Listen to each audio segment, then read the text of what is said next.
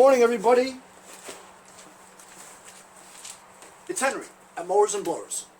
It's Monday, and it's about 38 degrees. It's raining at this moment.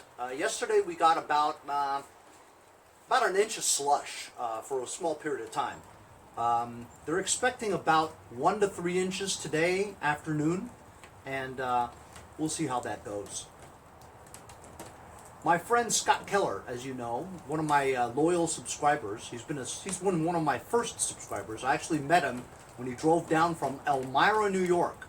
It's about 5 to 8 hours or something like that, just to come and pick up my old Jacobsen 26 Imperial dual-stage snowblower.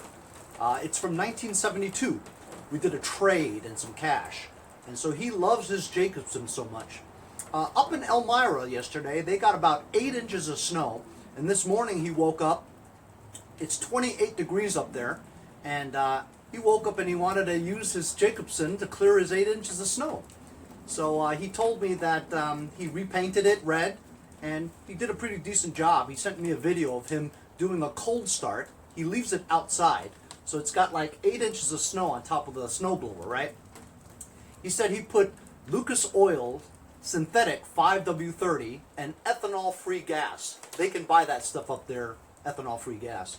But because I use Lucas Oil pretty much on everything I use, he decided to try it, and he says it's fantastic. And here's a video that he shot.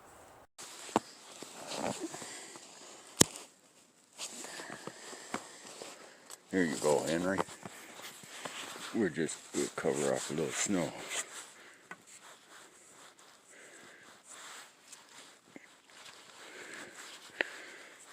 Turn on the gas.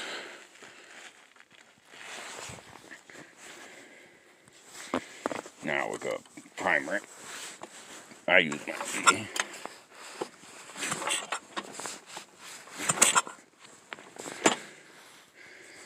Now we got to choke it.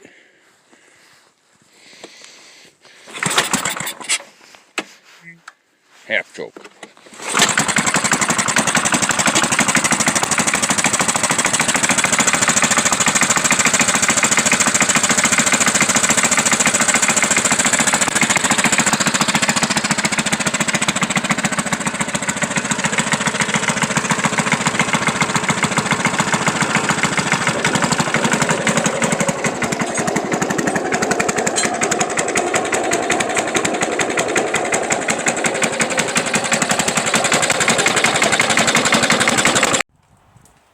So that's pretty amazing, you know. 1972 snowblower, and it doesn't even have a primer bulb, you know. You just basically, there's a button that you press to completely choke off the mouth of the carburetor, right? And then you just pull it a couple of times, you know, not hard, just slowly, just to prime, and it sucks up the gas into the area that they need it to. It's pretty ingenious, actually. It's a Tecumseh engine, and when I had it, it always started up too, you know. So how about that, huh? 2 pulls, 28 degrees, and started up just fine. Anyhow, I want to get Scott, if he's going to do more videos for me, he needs to hold the camera not vertical, rather horizontal. That way you get the 12 by 19 ratio on the widescreen, you know. My cousin actually told me that a couple of years ago, because I was recording vertically at one time too, you know. But when you get a little better at videos, horizontally, it makes it look better. Anyways, you guys know I was working on this push mower. I don't know why I'm spending so much time on a push mower, but as you guys know, it's all about the challenge, not about the money. Speaking of money, yesterday I had a very good day in terms of selling stuff. You wouldn't think so with this kind of weather and the season that we're in, right? But the free self-propelled with bagger Craftsman lawnmower that I got from my local Huntington resident over here, just throwing it out to the curb because it used to belong to her dad, and who passed away. So I went out and picked it up. It was 5 minutes away. I did a carb clean on it and put it in my shed for a while.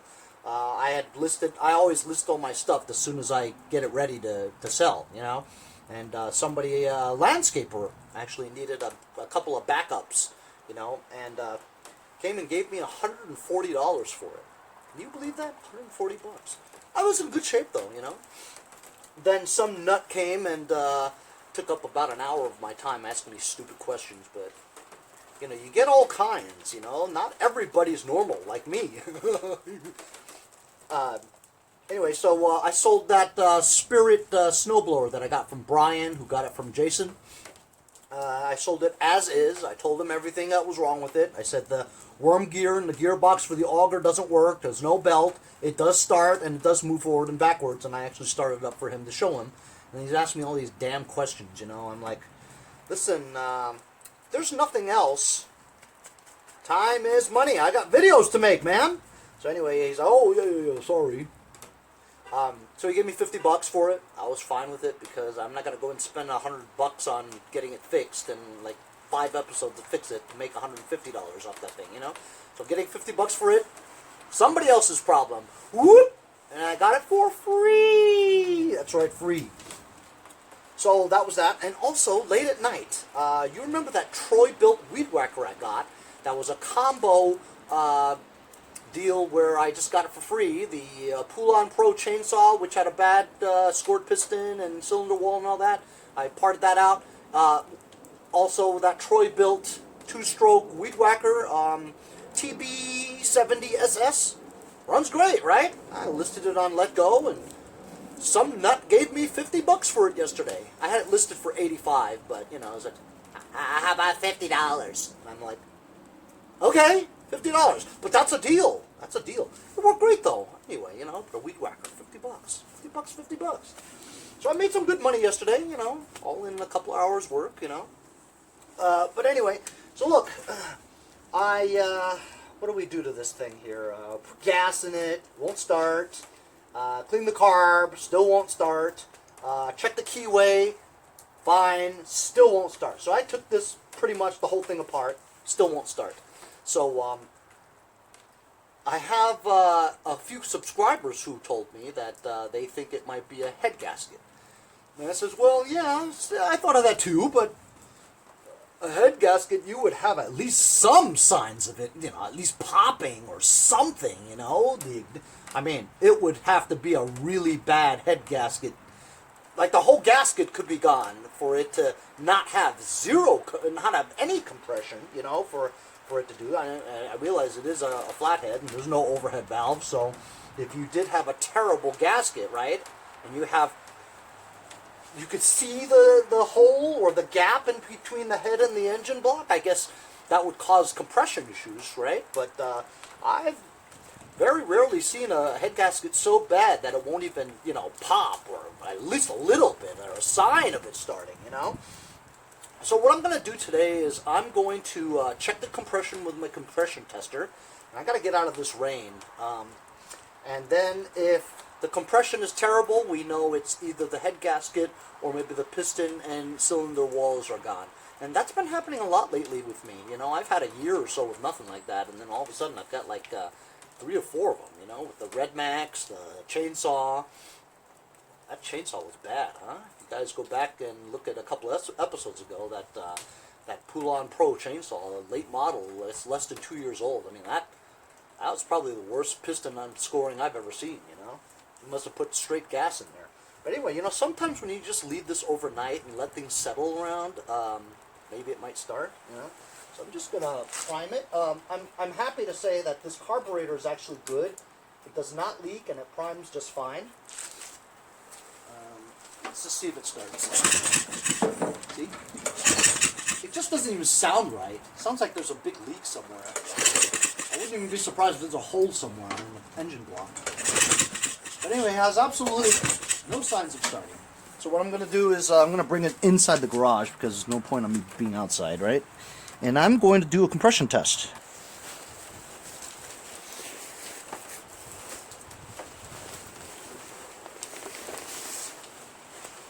We're going to remove the spark plug.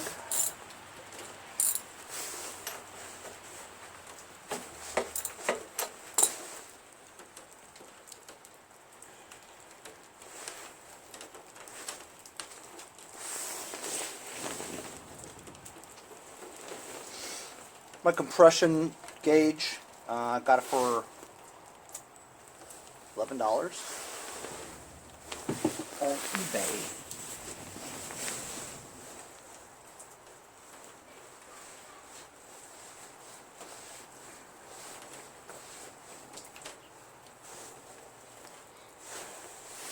Okay, it's at 0.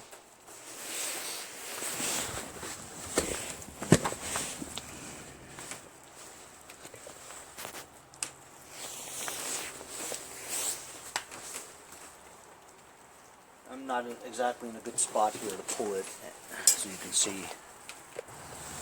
Alright, just move the little. I'm going to pull it a few times. See what the pressure is.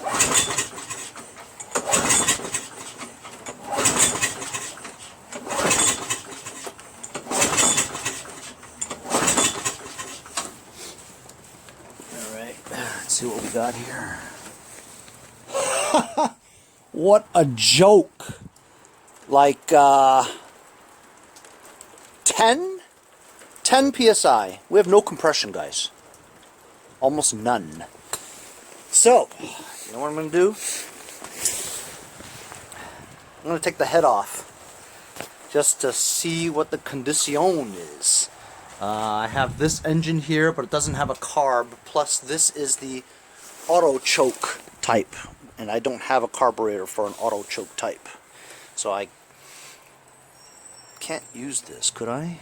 What if I just took the air vane out? Would that work? If I put a regular carburetor on there, right, and put that setup on here, do you think that'll work? That might be kind of interesting, huh? Mailbag. I got another case of multi-purpose parts cleaner and degreaser from my friends over at Lucas Oil Products. Thanks, guys.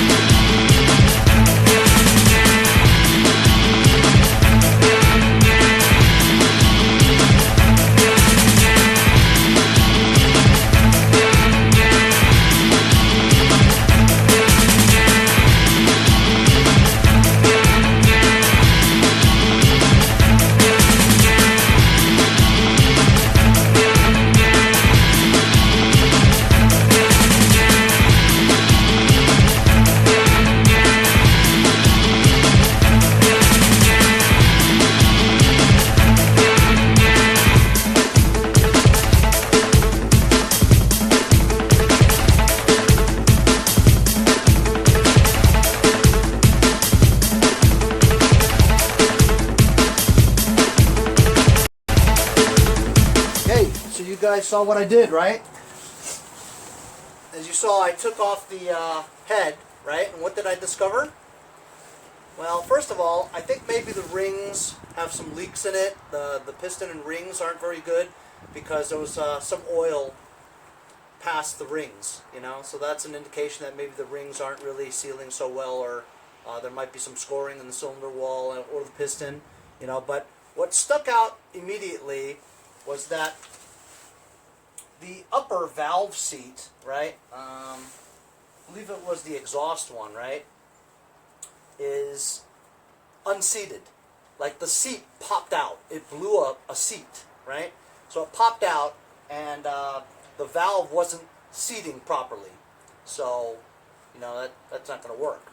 And as you also saw, I removed the muffler and then the breather apparatus to extract the cap from the valve, you know, to remove the valve.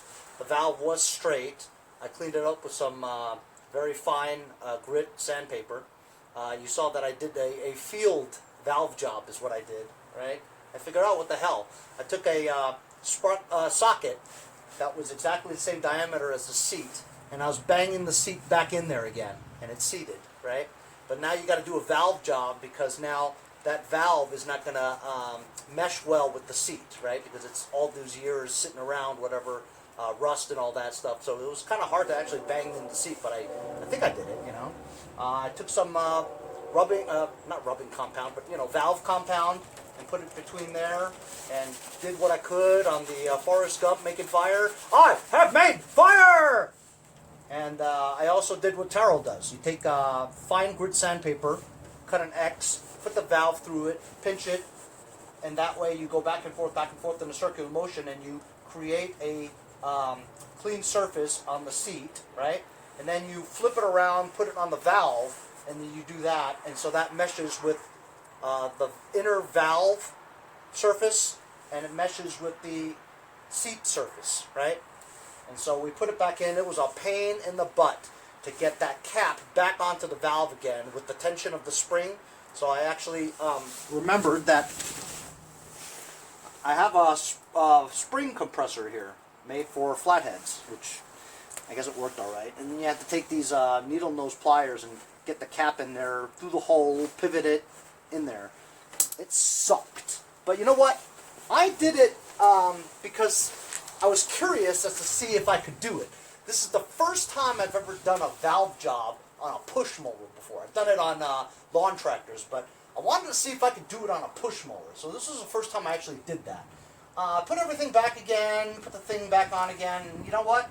Moment of truth, man. Let's see if we have some, we get a startup on this thing, you know what I mean? That would be great if this started after that, you know? Probably, time-lapse, it was 4 minutes. So it was probably an hour and 15 minutes that it took for me to do that. But you know what? I thought it was fun. I thought it was educational and stuff. You're like, Henry, shut up and start it. All right, okay. All right, you want me to start it? I'll try to start it. Nope, sounds like just like before. Sounds terrible.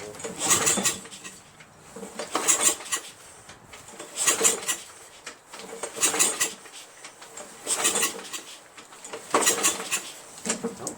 Doesn't have any signs of starting. It sounds exactly like it was before. I just spent an hour and a half doing that damn thing and didn't even do anything. How about that, huh? Is that unbelievable or what? I'll tell you what. I think that engine is done-ski. From what some of you guys said, it was a head gasket. It's not the head gasket. It was fine. There's something else, man. And I don't know what it is. I bet you it's still that valve. You know what I mean? I bet you it's still the valve.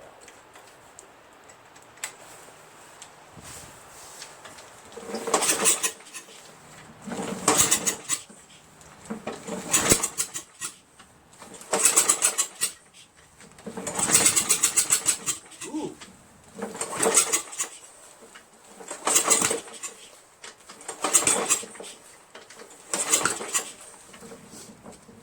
Sounded like it wanted to start a little bit just before, didn't it?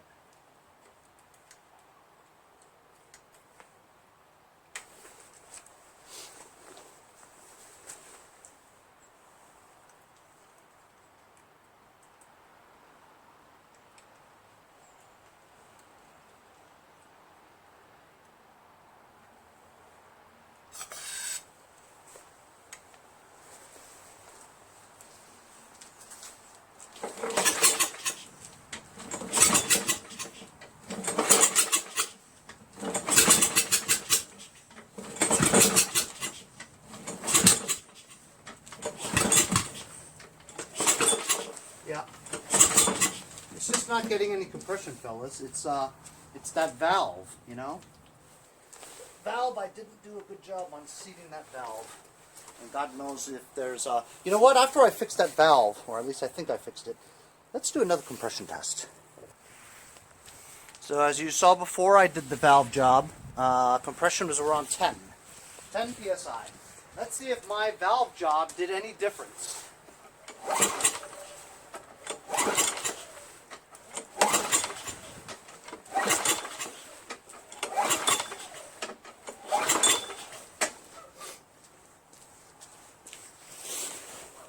Oh, it did do something. It's at 20,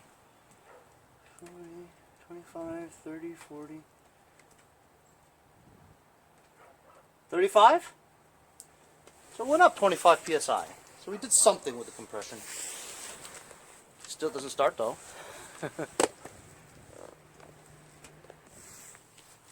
So, you know what I'm going to do?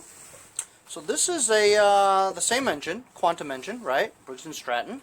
And this has the air vane, which creates it to that coupled with a carburetor that has the choke lever on it, which is like this one. This one has a broken part here, so I can't use it, but this one has this choke flat on there that is hooked onto the air vane, right? And this allows it so that you don't require a primer. Well, if I just remove the air vane and attach the carburetor off of that one with the same primer bulb air cleaner base on there, it should work. So you know what? I don't know if this engine works either, but I'm going to try to convert an auto choke version into a non-auto choke version. That doesn't work.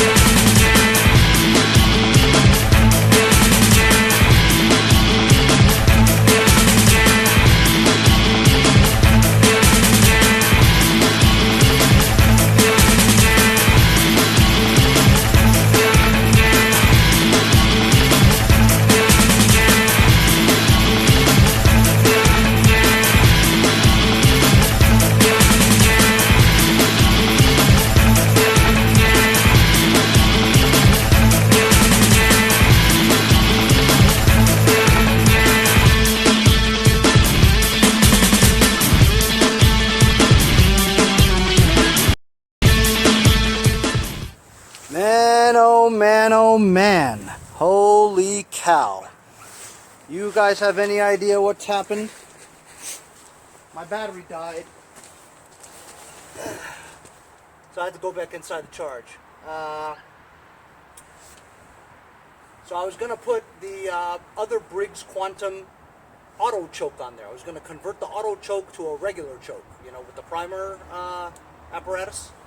So then when I was about to go and mess with that engine to put on here, right, I saw that 2 out of the 3 holes had broken bolts in them.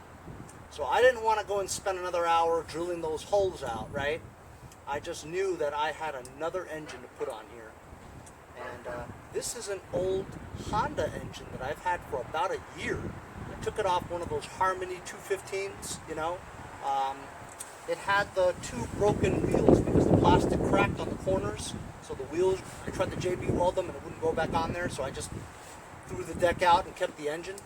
I remember that this engine ran really well, you know, had no problems. But then again, it was a long time ago and it had full of fuel that I'd never drained. So it was just sitting back in my garage for the longest time. So I says, what the hell, let me go and put this engine on, right? So what difficulties did I have? Of course, it's a Honda. There's all kinds of difficulties. For one, you gotta get the Honda bolts and screws and nuts to fit. You know how they go by millimeters and stuff, right? I couldn't, for the life of me, find any, you know, Japanese bolts, you know, millimeters. Looking through my box of things for so long, man, you wouldn't believe. But then I remembered I had a whole bin of Honda parts in the shed.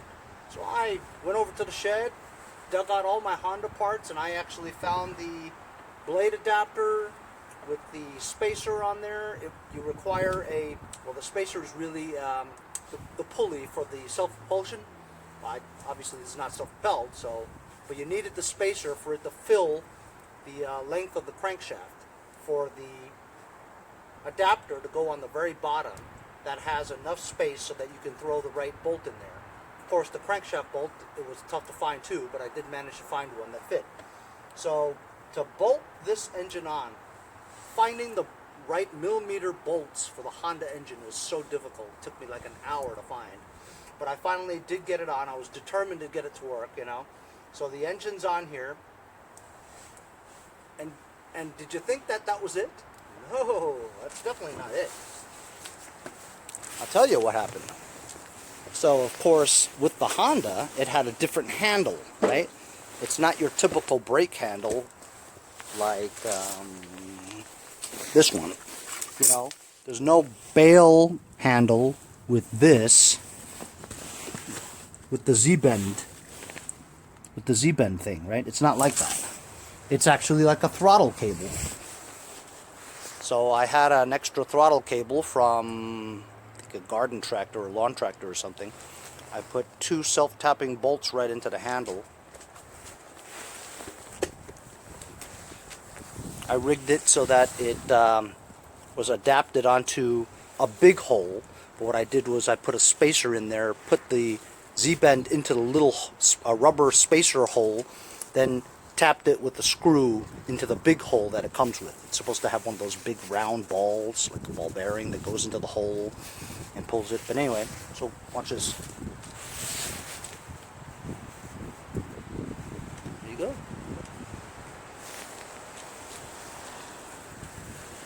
Nice and smooth. So, it looks pretty nice. Matches nice and red.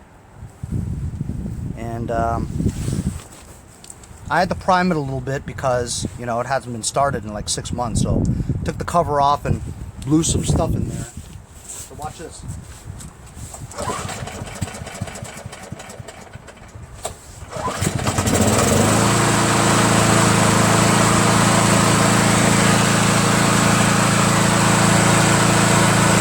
That's a Honda for you.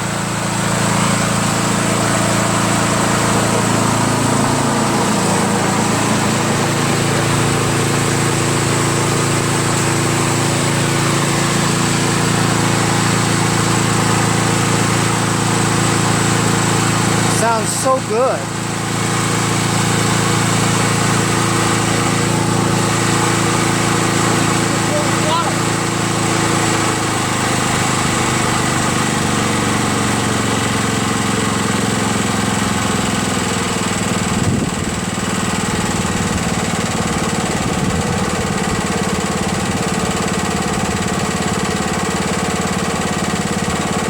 That idle, man. I didn't clean the carb or anything.